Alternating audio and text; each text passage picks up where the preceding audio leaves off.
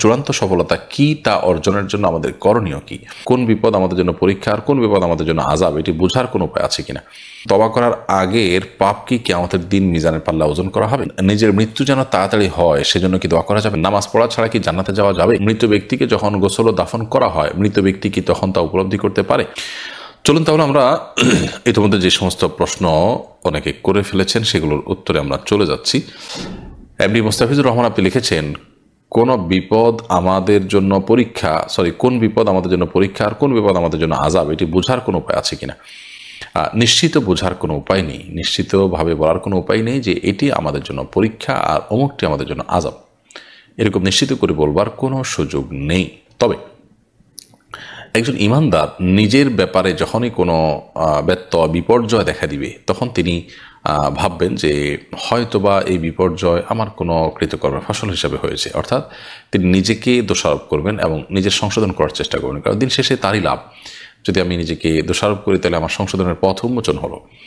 আর এর বিপরীতে যদি কেউ আপনার অন্য কারোর ব্যাপারটিকে মূল্যায়ন করে, অন্য কারোর বিপদ আপদকে মূল্যায়ন করে, তাহলে সেক্ষেত্রে তার ব্যাপারটিকে দেখবেন যে হয়তো আল্লাহ তাআলার প্রিয় বান্দা হিসাবে তাকে আল্লাহ পরীক্ষা করছেন, অথবা আল্লাহ তাকে কোনো বার্তা দিচ্ছেন যা তিনি সংশোধন হয়ে ফিরে আসেন, অর্থাৎ আল্লাহর আযাবই তার পতিত হয়েছে, এই ধারণাটা অন্যের ব্যাপারে যথাসম্ভব ব্যক্তিগত পর্যায়ে হলে করবে না। হ্যাঁ, যদি এমন হয় যে তার অপরাধ একেবারে পরিষ্কার, তার অপরাধের ফসল হওয়ার সম্ভাবনা খুব জোরালো, তাহলে সেক্ষেত্রে সেরকমটি ধারণা তৈরি হতে পারে। তবে নিশ্চিত করে বলবার কোনো সুযোগ নেই এটা আল্লাহ আযাব হিসাবে পাঠিয়েছেন, কারণ আসলে কোনটা আযাব আর কোনটা পরীক্ষা হিসাবে দিয়েছেন এটা একমাত্র আল্লাহ তাআলা ভালো জানেন। বিভিন্ন অপশন আমাদেরকে বলা হয়েছে। কোরআনে কারীমে আল্লাহ বলেছেন, ওয়ালানাবলুওয়ান্নাকুম বিশাইইন মিনাল খাউফি ওয়াল জু'i ওয়া নাকসিন মিনাল আমওয়ালি ওয়াল আনফুসি ওয়াস সামারাত। আল্লাহ বলেছেন যে ভয়, ক্ষুধা এবং জান এবং মালের ক্ষয়ক্ষতি, এগুলো দিয়ে আল্লাহ তাআলা বলেছেন আমি পরীক্ষা করব বান্দাকে। তো এই যে পরীক্ষা আল্লাহ তাআলা করবেন বলেছেন, এই পরীক্ষার মধ্যে পরীক্ষারই অংশ হিসেবে এ ধরনের বিপদ আপদ, এ ধরনের বালা মুসিবত, সমস্যা, বিপর্যয় এগুলো হতে পারে।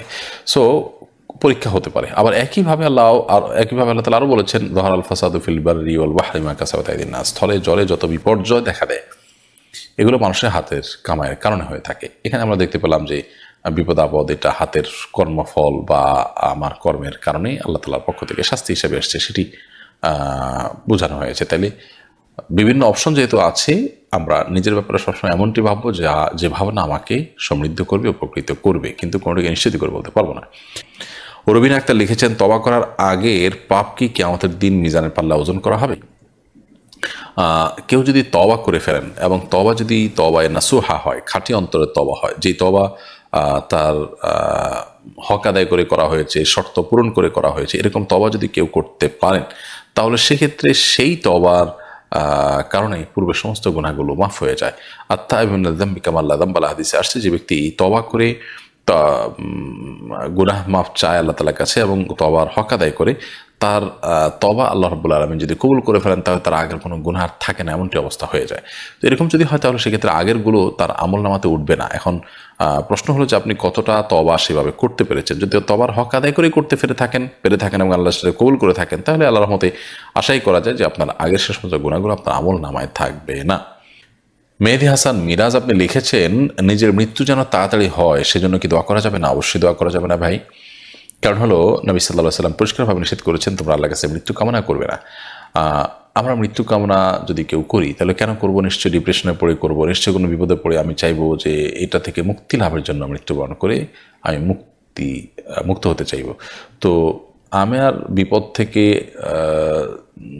মুক্তি যে হবে মৃত্যুর মাধ্যমে, এটা আমি কীভাবে নিশ্চিত হলাম? বরং মৃত্যুর মাধ্যমে তো বিপদটা আরও প্রলম্বিত হলো, আরও বড় হলো, দীর্ঘায়িত হলো। কারণ আমার আগের বিপদটা ছিল শুধু পার্থিব, এখন অপার্থিব হয়ে গেল। অনন্ত অসীমকালের জন্য আমার জাহান্নামের যাত্রার পথে আমি অগ্রসর হয়ে গেলাম। খুব ভয়ঙ্কর একটি ব্যাপার।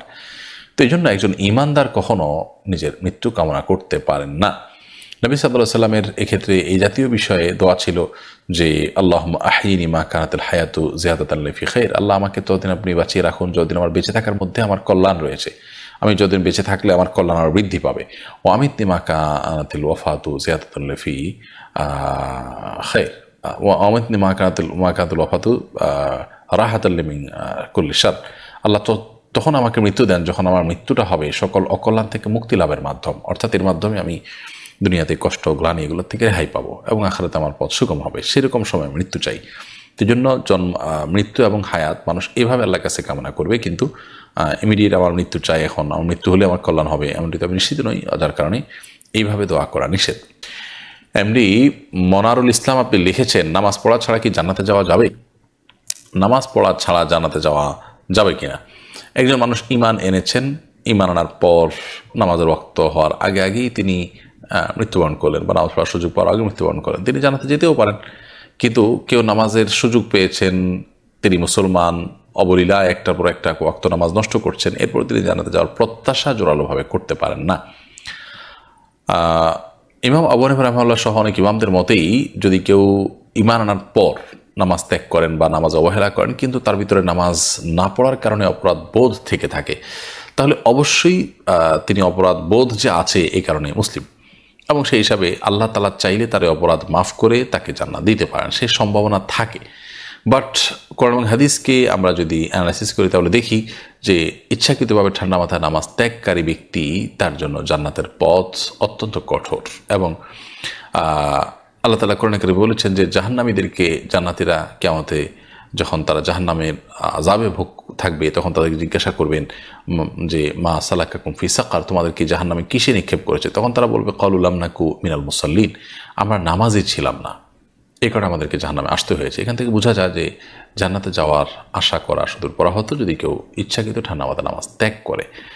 আল্লাহ তাআলার রহমত অনুগ্রহ হলে জাস্ট ইমানের ভিত্তিতে আল্লাহ তাআলা কাউকে চাইলে মাফ করে দিতে পারেন, সেটা অপশনাল। কিন্তু কোরআন হাদিস বলছে যে নামাজ ইচ্ছাকৃতভাবে ত্যাগ করা ব্যক্তি জাহান্নামে যাবে। সো আমাদের সতর্ক থাকতে হবে, এবং জান্নাতে যাওয়ার আশা করে বসে থাকলাম আর নামাজ পড়লাম না, এটা হলো এক ধরনের গাছ লাগিয়ে আরেক ধরনের ফসল আশা করার মতো।